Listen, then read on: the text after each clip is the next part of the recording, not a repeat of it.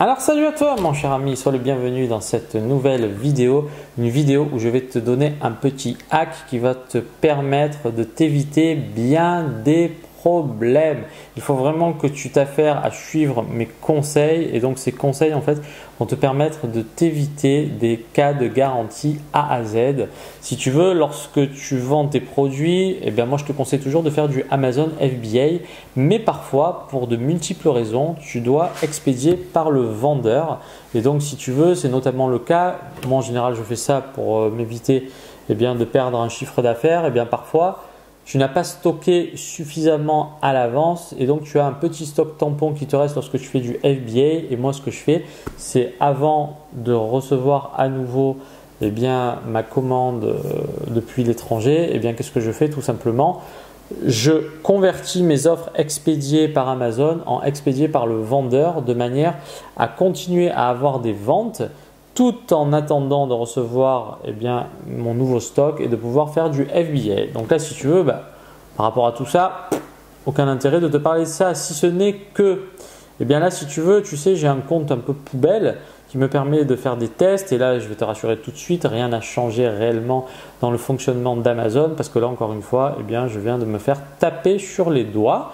Un an après, je pensais que ça avait changé dans le principe de fonctionnement parce qu'il y a beaucoup de vendeurs qui se plaignent de certains principes de fonctionnement d'Amazon et je constate encore une fois, je suis là pour te le dire puisque je viens de le vivre, c'est du pipeau. Donc première chose mon cher ami, il faut que tu comprennes que le support vendeur pourra t'apporter de l'aide uniquement dans le principe de fonctionnement d'Amazon. Lorsque tu as un pépin, débrouille-toi, compte sur toi-même, ne compte surtout pas, sur l'aide du support vendeur qui va t'écouter, personne très gentille, très à l'écoute, mais sans aucun pouvoir. Si tu veux, j'ai passé 7 coups de téléphone, j'ai eu 7 interlocuteurs différents. Ils m'ont tous dit ne vous inquiétez pas, vous n'aurez aucun problème par rapport à tout ce que vous me dites, envoyez les justificatifs, montrez les messages, c'est ce que j'ai fait. Et donc si tu veux, il y a tellement de gens malhonnêtes, ils connaissent particulièrement bien le fonctionnement d'Amazon et donc qu'est-ce qu'ils font? Ils font une commande et puis après d'un coup, alors là cette fois-ci la personne a eu la boîte aux lettres cassée et donc forcément je dois la rembourser parce qu'elle n'a pas pu avoir son produit. Mais qu'est-ce que tu veux que je te dise? C'est complètement aberrant, c'est juste hallucinant. Donc les gars là d'Amazon, si vous regardez un petit peu ma chaîne, s'il y a des gens qui travaillent chez Amazon, réveillez-vous parce que vous emmerdez vraiment les vendeurs en faisant ça. C'est-à-dire que le pauvre vendeur qui fait son travail, qui fournit un justificatif de livraison, une personne se fait vandaliser sa boîte aux lettres, il n'a pas à être tenu pour responsable. Et donc encore une fois, qu'est-ce qui s'est passé? Donc je te le dis encore, quand c'est toi qui expédies, si une personne émet le moindre problème, c'est malheureux à dire, mais tu es obligé d'aller dans son sens, je te le dis, c'est vraiment embêtant, mais tu n'as pas le choix, raison pour laquelle je te dis toujours, il faut que tu l'intègres, que tu ne dois pas vendre des produits à prix trop élevé, pour 2 raisons. La première, c'est que quand tu as ce problème-là, la personne n'a pas reçu la commande. Même si tu vas fournir tous les justificatifs, le client va appeler le support vendeur Amazon. Amazon, il s'en fout de toi, vendeur. Il va aller dans le sens du client et qu'est-ce qu'il va faire?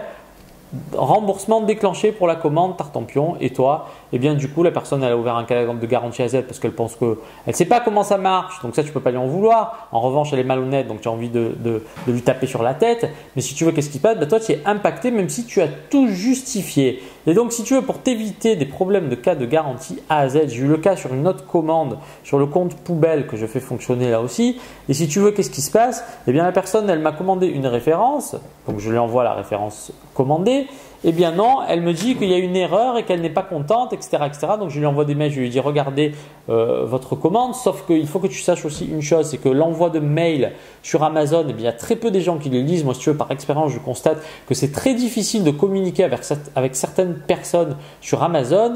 Et donc si tu veux, mon hack est le suivant, lorsque tu expédies en tant que vendeur, il faut que tu prennes en photo l'étiquette d'envoi de ton client sur laquelle, et c'est là toute la subtilité, sur laquelle tu auras noté son numéro de téléphone parce que grosse nouveauté, donc si tu démarres, forcément tu l'auras, mais les anciens vendeurs, tu sais qu'à un moment donné, il n'y a pas le numéro de téléphone. Ça fait à peu près peut-être 4-5 mois qu'Amazon te met, peut-être plus, peut-être moins, je n'ai pas noté, qu'Amazon te met le numéro de téléphone de ton client, sauf que tu as tout intérêt à l'imprimer sur le bordereau de livraison, prendre ton smartphone, ton appareil photo. Moi, si tu veux, je photographie tous les envois pour de multiples raisons. D'une part, vérifier que je ne me suis pas trompé dans la commande, parce que quand une personne te dit j'ai pas reçu la bonne référence, tu prends la photo, tu vois bien que tu t'es pas trompé, parce que des fois les erreurs elles peuvent venir aussi de ta part, donc au moins tu assumes, tu te dis c'est moi qui ai fait une erreur. Deuxièmement, quand on te dit il manque une partie de la commande, tu peux justifier que tout était dans le carton. Et troisièmement, très important, lorsque tu as validé l'expédition, le numéro de téléphone de ton client disparaît et donc tu ne pourras plus le contacter par téléphone. Et pourquoi je te parle de ça? Parce que la personne, elle a ouvert un cas de garantie A à Z, malgré le fait que je lui ai répondu et que je lui ai dit je vous renverrai vos produits alors que c'est elle qui a fait l'erreur. Encore une fois, si tu veux, mais elle a ouvert son cas de garantie A à Z. Qu'est-ce que j'ai fait? Cette fois-ci, heureusement, j'ai noté son numéro de téléphone.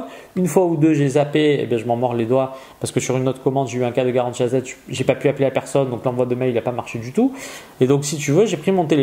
Oui, bonjour, voilà, je vous appelle, vous avez ouvert un cas de garantie. Ah oui, là d'ailleurs, je suis dessus. S'il vous plaît, madame.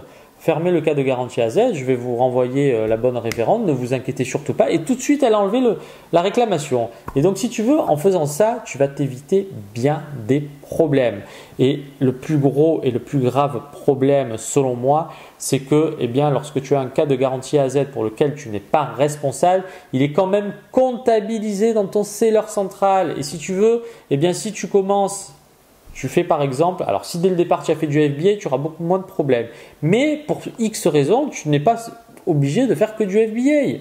Et donc si tu expédies toi-même, imagine-toi que c'est comptabilisé sur les 60 derniers jours. Et supposons que sur les 60 derniers jours, le mois 1, tu as fait 50 commandes et le mois 2, tu as fait 100 commandes. Tu as fait 150 commandes.